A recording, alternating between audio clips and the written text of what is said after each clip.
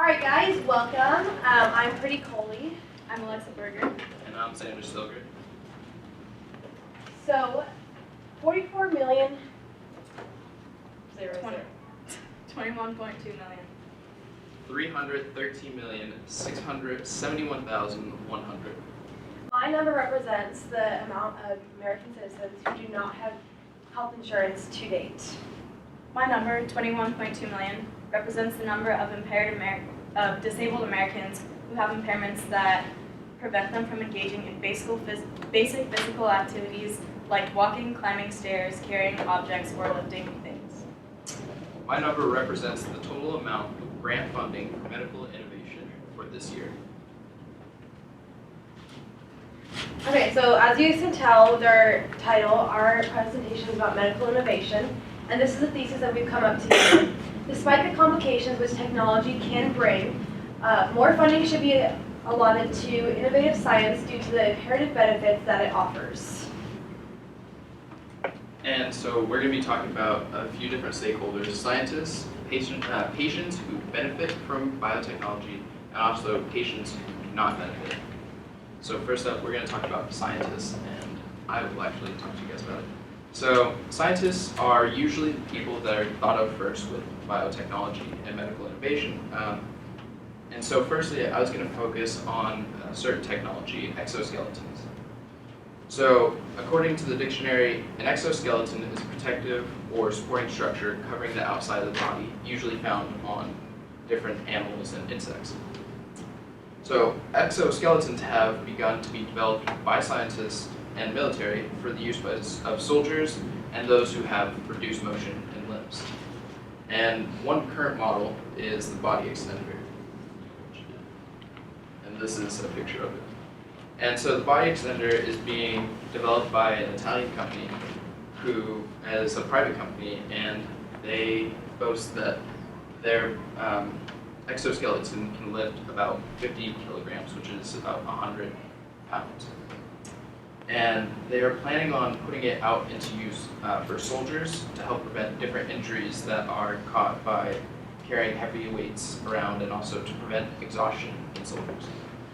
Fabio Ciceldo, the head project manager, states that this technology will not only be useful for soldiers, but also extremely useful for first responders to lift heavy objects quickly, and also in the commercial field, such as for airplane manufacturing, where heavy objects like a wing have to be lifted up and fixed in a certain position, and this would allow them to simply lift up the wing and put it in position. And now exoskeletons are being developed to use brain waves to actually make the robot function. So that way people who are quadriplegic can actually use the robot themselves, or the exoskeleton. However, there are a lot of problems for scientists too. Due to the fact that they are the ones developing the technology, they have the risk of being sued for different things. So because they want to get the technology up quickly, they also have to balance this with a product that works very well. And if the technology does not work well, they have the risk of being sued, especially if it hurts or harms the user. This was seen actually by a recent company, Fitbit, who had a fitness tracker that's worn on the wrist, and their technology tracks steps, distance walked, calorie use, and intake. And the tracker was worn on the wrist to track all this information. However, due to a design flaw, it ended up giving users a bad rash that was extremely painful, and they had to recall the product and basically give refunds to all those that bought the tracker. Although this technology is developed to help all people, some people are unable to use this technology due to different circumstances, and some benefit a little bit more from this technology. Next up is Alexa to talk to us about people who benefit. So I'm going to be looking at the importance of biotechnology from the perspective of those who benefit from such innovations. So a stakeholder is those who benefit. And the first group I'm going to be talking about are people who are disabled, paralyzed, or injured. In the year 2000, 49.7 million people were reported to have disabilities, which included like mental, psychological, physical, And of these, 21.2 million, as I mentioned earlier, were limited in their physical abilities. That means that at least 2/5 of all reported disabilities, if not more, could be improved with the aid of biotechnological advancements. So inventions such as this one, which is a bionic suit, can be made for individuals with any degree of paralysis to facilitate walking so that they can obviously carry out normal human functions. Human Augmentation, a professor of medical engineering at Cal Berkeley, has invented over 40 contraptions for the use of the physically disabled, including the exobionic suit, which is the one that is specifically featured here, which allows paraplegics to walk again.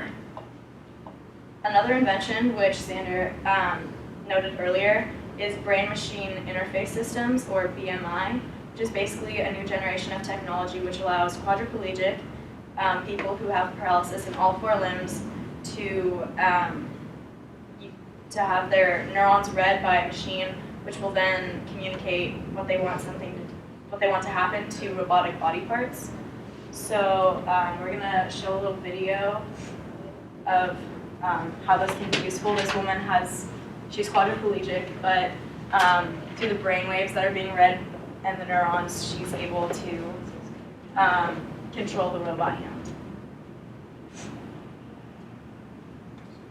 She's able to like pick up food and stuff like that as well with her hand, and she can move her neck and her face. So that's it. I think there's a little bit. And so here, they're testing to see if she can basically go grab the cup from the tester and then move it and give it back.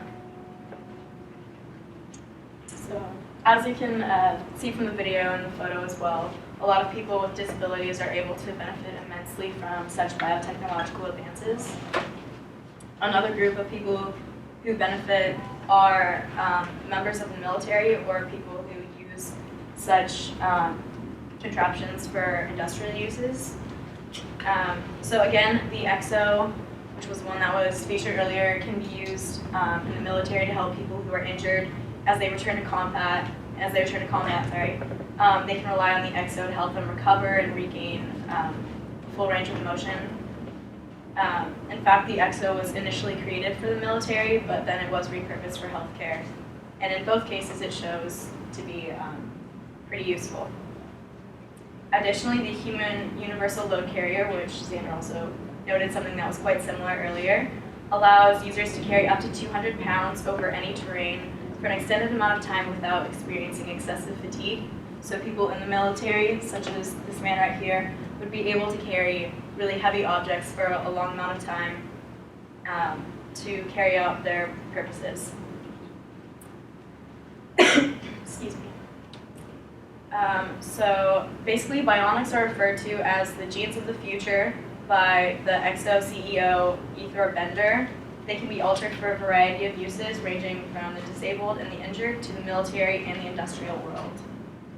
And finally, another group who benefits tremendously from these inventions are the ill, the injured, and the hospitalized. One example is Jacob Pollock, who had altercations to an internal organ. He had a tumor on his heart, so he couldn't really get a heart transplant and live through it. So he opted to live for 6 months with an artificial heart, which was basically made of mechanical pumps, as featured right there.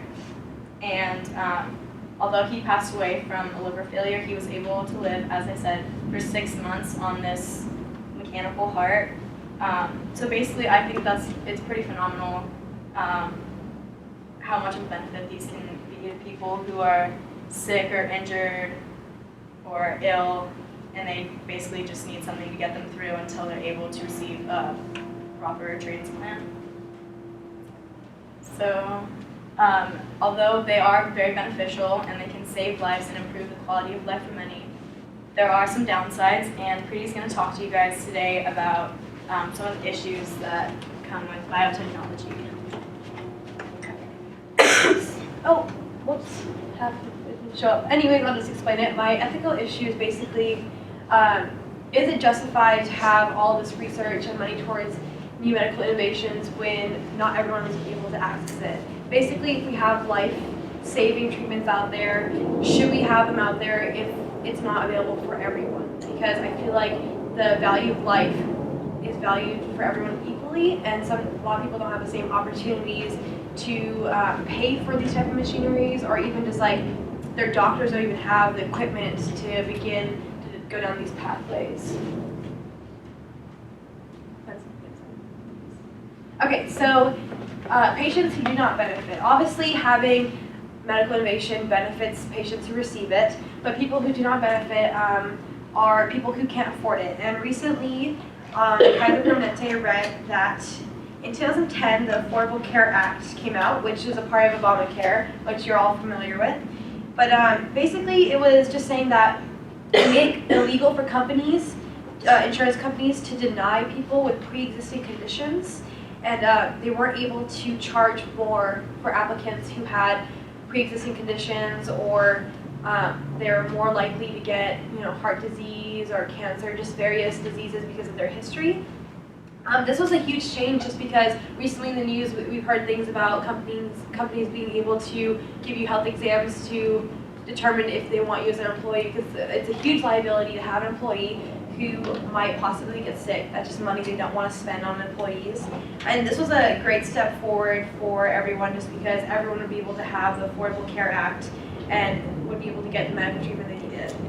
However, in 2013, in February, this plan was closed to new applicants because funding can no longer be guaranteed. So it's kind of like a tease, because it really does help people to kind of get that extreme care that they need if they need it. But now that that act is gone, it's more about if you're able to afford health insurance, if your company provides it, and say you're born with a heart disease and you report that when you apply to a job, that can greatly affect what kind of health insurance you get. Secondly, who has access to it? I know that we are all pretty lucky in the state that we live in now, but a lot of America is impoverished. There's like a lot of places where people just don't have the right health care that they need, and if anything, it's like free clinics, things that they can't really access, like the material, or even I was reading recently that they came out with a aspirin block that they put into your gum, and that's for people with chronic headaches. But headache is not really considered a disease, and it's just something that it really inhibits your day-to-day activity if those of you have headaches, but it's not something that someone who has not great health insurance can be covered.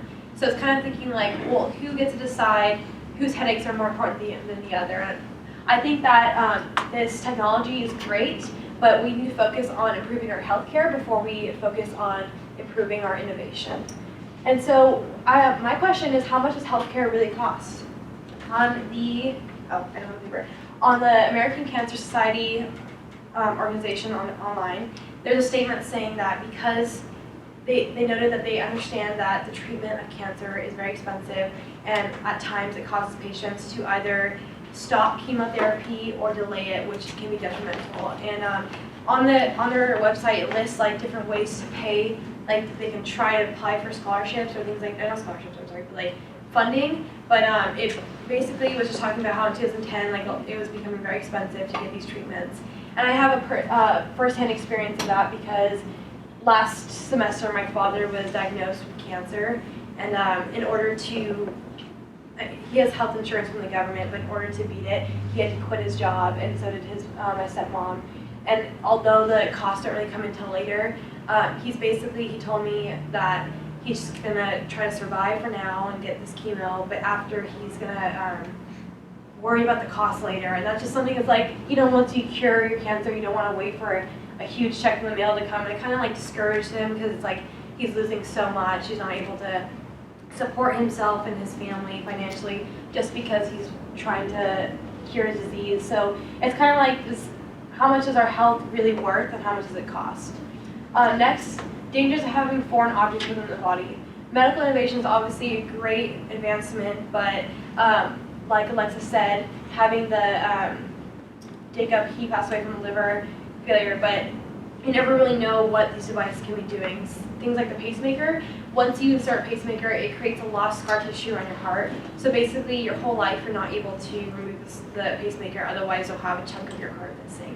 And so these operations, basically your body grows around them, but they're foreign. I mean, you weren't born with mechanics in you, and I don't think that you should end with mechanics in you. So that's just kind of like a problem in society. Like, should we be putting these things, like how much do we really know about, you know, the continuous flow versus a heart? Not having a heartbeat was a huge advancement for medical science, but that's also one of the things is like, how do we deal with patients who don't have heartbeats? It's a whole different world of, you know, classified in insurance or employers, or what can you be worried about?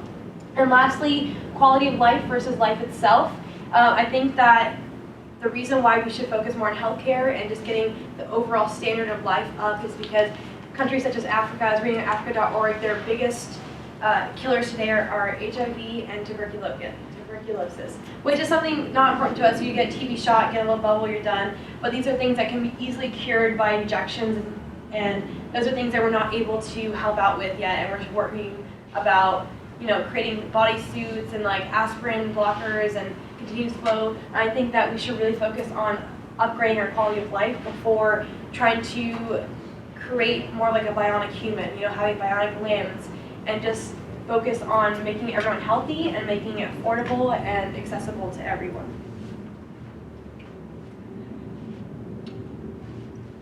So this was just a bunch of pictures that we put together. That's the Hulk system, or the Human Universal Load Carrier. This was the Continuous flow. continuous. That's the guy without a heart. This is a sample of regenerative medicine, which is where they grow a body part themselves. And then these are those are cheetah blades over here, which are used for runners like Oscar Pistorius, who ran in the Olympics, the Summer Olympics just a bit back. But yeah, this is, and then we also. So in conclusion, biotechnology and mechanical innovation for the human body has a lot of answers to health-related issues. However, on the contrary, there are also a lot of complications, as Preeti and Zander have touched on. There's a fine line where too much can become destructive to the ethical nature of collective health and equality. Additionally, doctors and scientists may feel conflicted between their research and what they're doing, and providing products that are 100% safe and reliable for their patients. And they are reliable, as I said, as Zander said, and accountable for everything that happens. However, if we don't put enough resources and research into biotechnology, this would result in further deprivation of those who require assistive machinery to carry out normal lives at the moment. So it is our responsibility to recognize the need for innovative sciences, but to also understand the limits and to look at the health of the human race from a more holistic perspective.